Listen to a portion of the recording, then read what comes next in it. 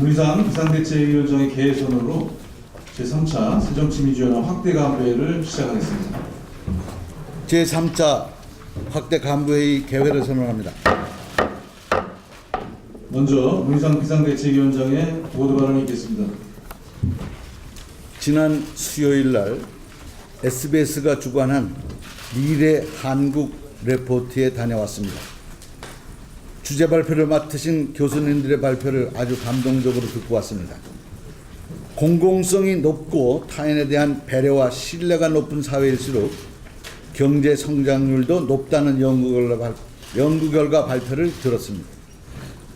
모든 사회 영역에서 우리가 그동안 경쟁만을 가르쳐왔고 남에 대한 배려와 관용을 등한시했음을 확인할 수 있었습니다. 따라서 아무리 물적 기술 개발에 집중 투자해도 신뢰가 낮으면 투명성도 낮아지고 사회 갈등도 심화돼서 결국 경제 성장을 이룰 수 없다는 그런 결론입니다. 홀로 빨리 가는 사회가 아닌 천천히 함께 가는 사회로 가야 함을 다짐하는 계기가 됐다고 생각합니다. 지금 대한민국은 LTE급 속도로 저출산 고령화 사회에 진입하고 있습니다. 당장 2017년부터 일할 수 있는 생산 가능 인구가 줄어들게 되어 있다고 합니다. 세계적 권위자인 데이비드 콜만 인류학 교수는 한국의 저출산 문제에 대해서 현 추세가 그대로 가면 대한민국은 지구촌에서 사라지는 최초의 국가가 될 것이라고 예측했습니다. 그만큼 저출산 고령화 문제는 대한민국에 있어서 심각한 도전입니다. 저출산 고령화의 문제를 해결하기 위해서는 경제정책부터 사회정책에 이르기까지 수많은 정책이 동원되어야 한다고 생각합니다. 공적연금 개혁도 중요한 노령화 대책의 일환입니다. 공적연금을 개혁해야 한다는 정부의 입장에 100% 동의할 수 있습니다만, 그러나 이해 당사자인 공무원들조차 배제한 채 군사작전 하듯이 밀어붙이기식 연금개혁은 분명 확실하게 말씀드립니다만 반대합니다. 공적연금에 대한 우리 당의 3대 원칙은 첫째, 공적연금의 적정 노후소득 보장. 둘째, 공적연금의 지속 가능성 확보. 셋째, 세대 간 사회적 연대 강화를 통한 공적연금 개편입니다. 이미 대타협위원회도 제안한 바 있습니다. 박근혜 정부는 공적연금 개혁의 필요성에 대해서 보다 진솔하게 설명하고 적극적으로 국민들의 이해를 구하려고 노력해야 된다고 생각합니다. 저출산 극복을 위한 최선의 방법은 물론 교육복지입니다. 교육복지는 국가의 기본 책무이기도 합니다. 급식 문제는 주민투표로 정리된 사안이고, 보육은 박근혜 대통령이 낳기만 해라, 국가가 키우겠다며 호언장담했던 문제입니다. 재원 탓만 때가 아닙니다. 지난 정부에서 4대강, 자원외교, 방산비리로 날린 돈만 100조라고 합니다.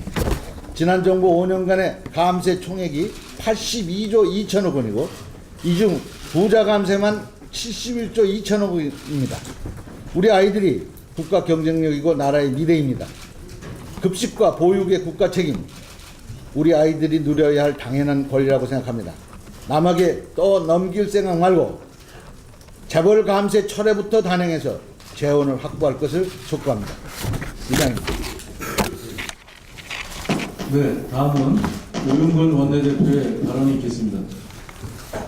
네, 어제 수능 시험이 있었습니다. 수험생과 뒷바라지 해온 학부모님들 고생이 많으셨습니다. 선생님들도 애쓰셨습니다. 시험을 잘 치른 학생들은 다행이지만 혹시 목표하는 점수를 얻지 못한 학생들도 실망하지 말았으면 합니다. 독일에서는 학교에서 공부를 잘하는 것이 능력의 문제가 아니고 다만 소질에 불과할 뿐이다라는 얘기가 있습니다. 힘내십시오. 이번 주말부터 예산안 배수 조정 심사에 돌입합니다. 그리고 다음 주부터는 본격적인 법안 심사에 들어갑니다. 본격적인 예산과 법안 심사를 앞두고 다시 한번 우리 당의 입장을 밝힙니다. 새정치연합의 원칙과 기준은 첫째도, 둘째도, 셋째도 민생과 안전입니다. 불필요한 예산과 방만한 혈세 낭비를 막아내겠습니다. 민생안전 경제 활성화 국민 안전을 위한 재원을 마련하겠습니다. 소득은 올리고 생활비는 내리는 진짜 민생 경제 살리기 민생 법안 마련을 위해서 최선을 다하겠습니다. 4대강 비리와 자원개발 국부 유출, 방위 무기 도입 사업 비리 그 끝이 보이지 않고 있습니다. 그런데도 새누리당은 더 검토하자, 더 논의하자고 시간을 보내고 있습니다. 어제 우리 당 MB정부 국부유출 자원외교 진상조사위원회 위원장을 맡고 계시는 노영민 의원은 이명박 정권의 대표적인 해외 자원개발의 실패 사업인 하베스트 정유회사가 최종 매각되었다고 밝혔습니다. 그런데 그 매각 금액이 총 투자액 2조 원 대비 100분의 1 수준인 200억 원 내외 수준이라고 합니다. 투자 금액의 99%가 날아가 버린 것입니다. 이처럼 국부 유출이 속속 드러나고 있는 상황에서 국정조사는 더 이상 미룰 수도 없고 미뤄서도 안 됩니다. 또한 최대 민생 현안으로 떠오른 누리과정을 비롯한 의무 복지 공약 실천을 위해서 새정치민주연합에서 제안한 4+4 예산 협의체 제안에도 새누리당은 묵묵부답입니다. 예산은 처리 시한인 12월 2일까지 이제 18회밖에 남아있지 않습니다. 책임을 회피하고 외면할 일이 아닙니다. 그리고 지금 국민 10명 중 8명이 혈세 낭비 국부 유출에 대한 진상조사를 요구하고 있고 10명 중 6명은 보육에 대한 국가의 책임을 요구하고 있습니다. 최근 한국은행이 경제동향보고서에서 밝힌 10월 한 달 가계대출만 사상 최대인 7조 원이라고 합니다. 가정경제가 심각한 위기를 맞고 있습니다.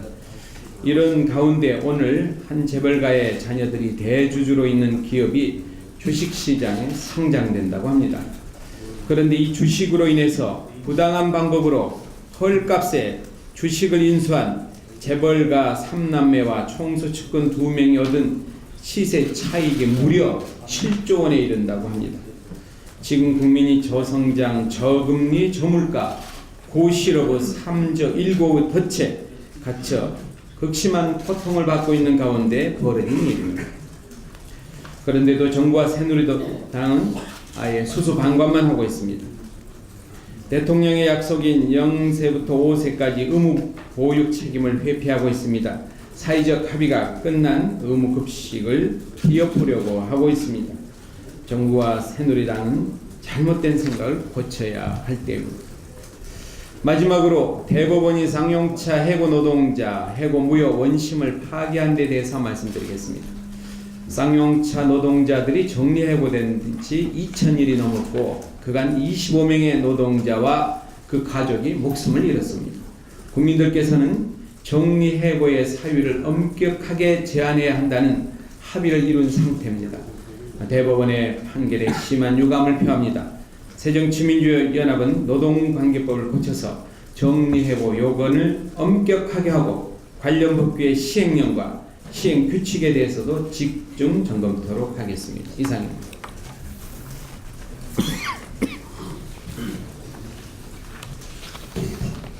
예, 다음은 정세균 의원의 발언이 있겠습니다.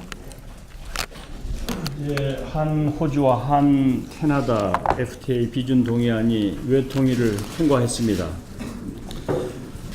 저도 외통위원 중에 한 사람인데 충실하게 심의가 되지 못했음을 반성합니다.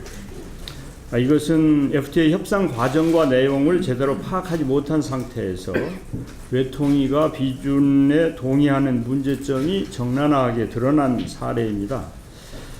구조적으로 통상조약의 조정과 비준에 관한 부처간 교통정리가 되지 않아서 발생하는 문제이기도 합니다. 정치적 합의를 지키는 것과 절차적 정당성을 지키는 것은 별개의 문제입니다. 절차적 정당성을 훼손하면서 정치적 합의를 강제하는 것은 극히 예외적인 경우가 아니면 지양되어야 한다고 생각합니다. 다시 한번 강조합니다마는 FTA는 속도가 아니라 그 방향과 질이다 이렇게 생각합니다. FTA를 그냥 속도전으로 해서 양산하는 것이 국익에 합치하는 것이 아니고 하나의 FTA라도 국익을 제대로 지키면서 제대로 된 FTA를 해야 그래야 국가의 백년대계가 있다 이렇게 생각합니다. FTA를 무슨 대통령의 외국 순방 액세서리 정도로 생각하다가는 국가적으로 큰 재앙을 불러올 수도 있다고 하는 점을 집권층은 명심해야 할 것입니다. 이번 사례를 반면교사로 삼아서 한중 FTA의 비준 동의 과정에서는 절대로 이런 오류가 되풀이되지 않도록 국회 차원의 특위도 구성하고 충분한 논의도 거치고 국민들에게 소상히 알리는 그런 과정을 마친 연후에 국회가 비준에 동의해야 할 것입니다. 싱글세 논란으로 한바탕 소동을 겪었습니다. 복지부가 농담이었다고 해명을 했는데 지금 박근혜 정부가 그렇게 농담이나 하고 있을 정도로 여유로운 상황인지 묻고 싶습니다.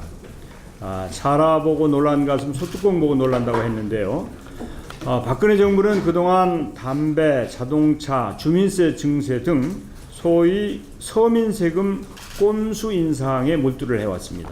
또한 의무급식 중단, 의무보육 책임 회피 등 사실상 세수 관리에만 열중하고 있습니다.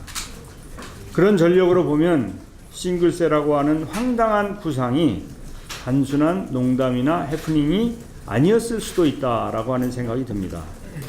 요즘 젊은 세대를 3포 세대라고 합니다. 연애, 출산, 결혼을 포기한다는 말인데요. 이렇게 암울한 사회를 우리의 후세대에게 물려주어서는 안 될 것입니다. 우리가 물려줘야 될 나라는 아이 낳고 싶은 나라다 이렇게 생각합니다. 연애도 하고 결혼도 하고 출산도 거리낌 없이 할 수 있는 나라인 것입니다. 너무나 자연스러운 나라인데 지금은 머나먼 남의 나라처럼 생각이 됩니다. 정부는 세수 관리에만 열중하지 말고 지속 가능한 성장의 비전을 보여줘야 할 것입니다. 밑도 끝도 없이 주장하는 창조 경제는 성장 비전이 아닙니다. 농담이나 히덕거리는 정부가 아니라 미래 먹거리로 과연 무엇을 창조할지 진지하게 고민하는 정부의 모습을 보여주기 바랍니다. 이상입니다. 예, 다음은 박지원 의원의 발언이 있겠습니다. 원균 원내대표께서 말씀하셨지만 쌍용차 해고가 적법하다는 대법원 판결 참으로 안타깝고 가슴 아픕니다. 지난 2월 서울고등법원은 쌍용차의 정리해고 근거로 제시된 회계 서류가 손실을 과다 계상했다며 정리해고는 부당하다고 판결을 했습니다. 정리해고는 경영상 이유 외에도 무급휴가 등 충분한 회피 노력, 정리해고자 선정 기준의 객관 타당성, 노조와 성실한 협의 등 4가지 조건을 충족해야 하고 이 중 어느 하나라도 충족되지 못하면 부당해고로 판결해왔던 것이 법원의 오랜 관례였습니다. 그러나 최근 경제가 어려워지면서 그동안 정리해고의 합법성이 폭넓게 인정해왔습니다. 이런 점에서 서울고법의 쌍용차 해고 무효 판결은 현행 근로기준법 제24조에 정리해고의 요건을 규정하고 있는 긴박한 경영상의 이유라는 전가의 보도 규정에 제동을 건 역사적 판결이었습니다. 반면 이번 대법원 판결은 쌍용차 정리해고 당시 무급휴직 등 충분한 회피 노력을 하지 않았던 점을 간과했고 특히 하급심의 판결에 대한 법리 적용의 타당성만을 따져야 할 대법원이 회사 쪽에 회계 추정이 다소 보수적이더라도 정리해고의 합리성을 인정해야 한다며 사실상 영역까지 판단한 것은 심각한 문제라고 지적합니다. 해고는 곧 사망 선고입니다. 고작 6개월의 실업급여 외에는 어떠한 사회적 안전장치도 없는 것이 우리의 현실입니다.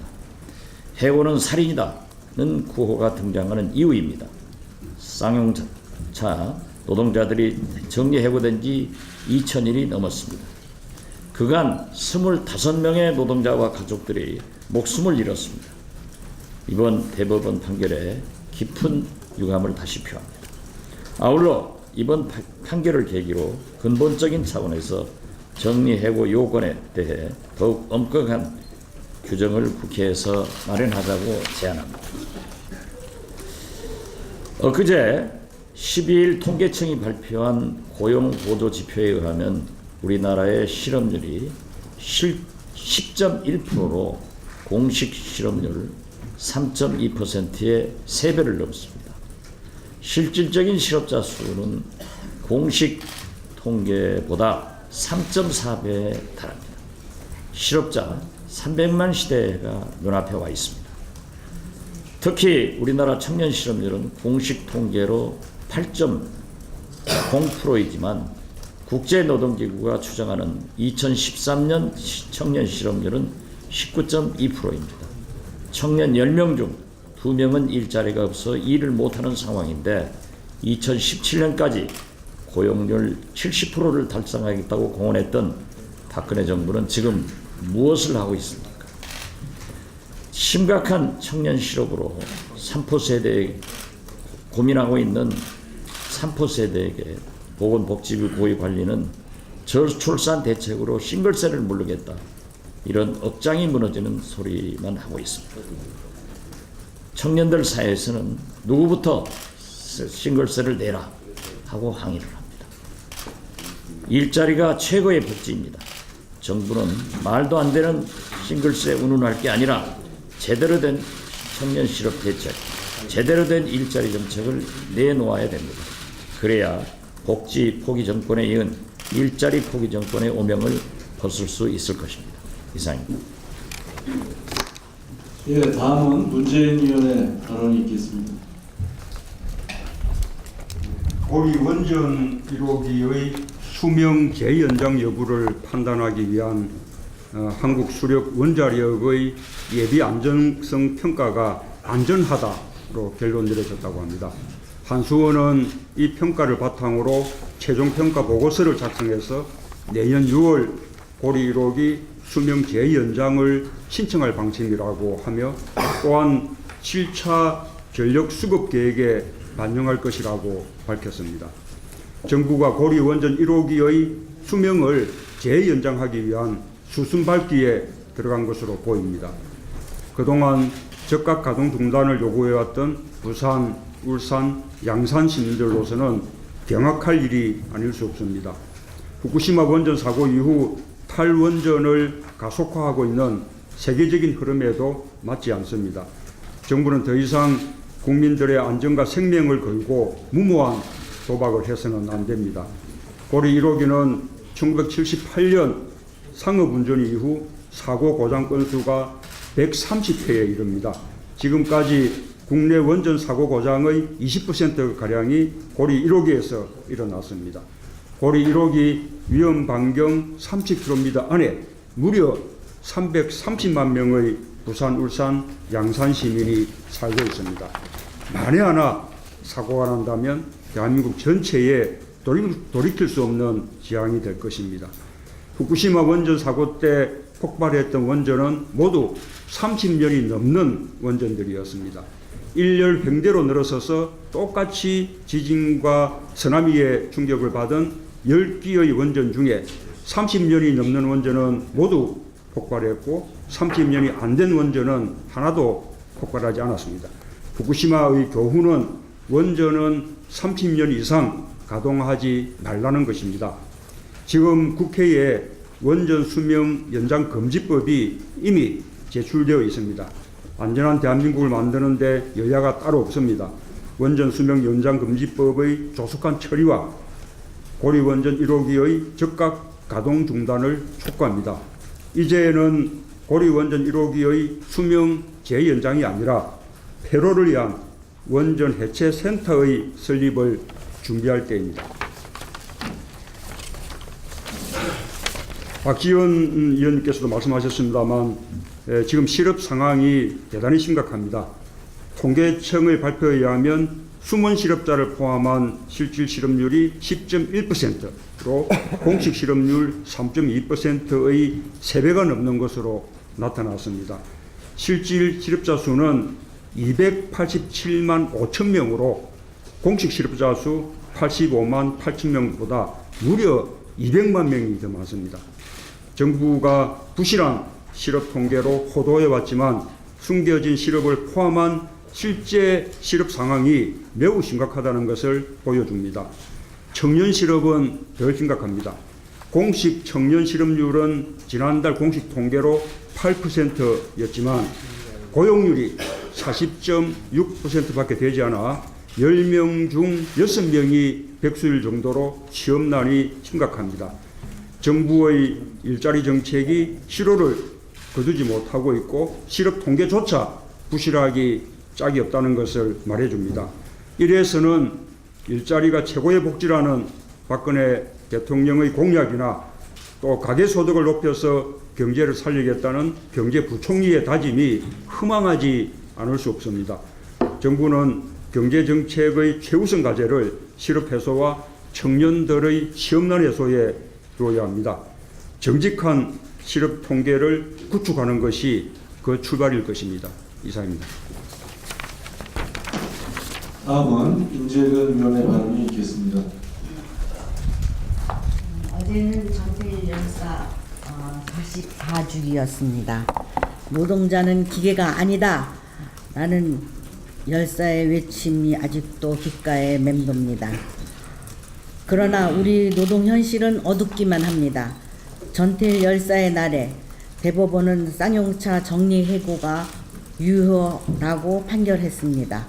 항소심의 승리로 희망을 품었던 해고 노동자 1,900여 명이 복직이 막혀버렸습니다. 최근 분신한 경비 노동자의 울분처럼 양극화된 노동자들의 노동자들은 노예 상태로 전락하고 있습니다.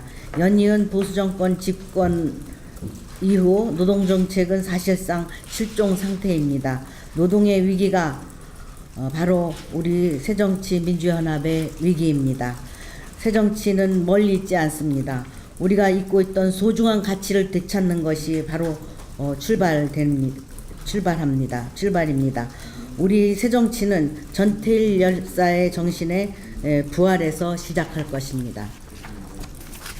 난데없는 싱글세 논란이 있었습니다. 1인 가구에 세금을 부과한다는 발상인데 발상 자체도 황당하지만 정말 기가 막힌 것은 이 발언이 복지부 고위 관계자로부터 나왔다는 것입니다. 이미 오래전부터 저출산에 수조 원 혈세가 투입되고 있습니다. 그러나 약간 오르는 듯 했던 출산율이 다시 주춤하고 있습니다. 저출산은 당연한 결과입니다. 취업난과 청년 실업으로 연애도 어려운 시대입니다. 싱글세 해프닝은 저출산 사회의 씁쓸한 자화상입니다. 최근 유치원 입학 경쟁이 치열하다고 합니다. 보육 전쟁으로 어린이집 보육 지원이 불확실해지자 유치원으로 아이들이 몰리고 있다고 합니다.